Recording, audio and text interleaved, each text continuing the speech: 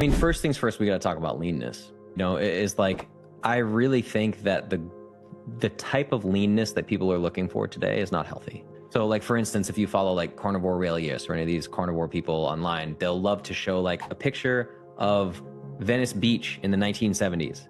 And it's like, look, not a single obese person. Everyone was thin. But they don't talk about the other side of the coin where like, no one looks like The Rock. That's why like when Arnold came on the scene with pumping iron, everyone was like, what? This was like a freak of nature. Like Yeah. What is happening here? People were baffled by it. And now like you got to look like Arnold to sell $27 fitness programs on Instagram, because we've had our brain, the body, what we think of as healthy is so warped. And people don't realize it. Like, I work with professional athletes, man. These people are on death's doorstep, right? Like when you see, like, I call it infertile six packs. The term I use for it is infertile six packs. So many influencers online that are men that are shredded six pack abs. They're completely bald because they don't realize that hair thinning and falling out is a hypothyroid state. And they're injecting TRT and they can't reproduce. We have these two extremes, like an extreme example of like obesity, taking advice from another extreme, unnatural bodybuilder type. Like, we're looking for the middle ground. Ultimately, that's it, right? It's just like everyone is so obsessed with hyper leanness that I think it's at the detriment of human health.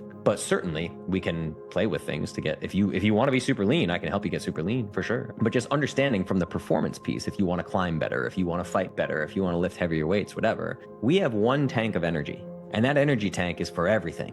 It's for libido, it's for hair growth, it's for wound healing, it's for bone density, it's for lifting weights, it's for climbing, is whatever, right? So I try to tell people, like, listen, if you want to embark on a life of elite level athletics, understand that you are going to have at least a part-time, if not a full-time job as a competitive eater. It's what you're gonna do, man. It's just like, famously people talk about Michael Phelps consuming like 6,000 to 10,000 calories a day. He's eating like waffles with syrup every day because then he's in the pool swimming for 6 hours, and that pool temperature is lower than 98.6 degrees. So he's like having thermogenesis just to keep his body heated, right? Tremendous caloric burn. So just understand, like, if you are trying to perform well, you need to adopt performance eating. You need to fuel yourself for performance, which is a whole different ballgame, man. Like, it's more food.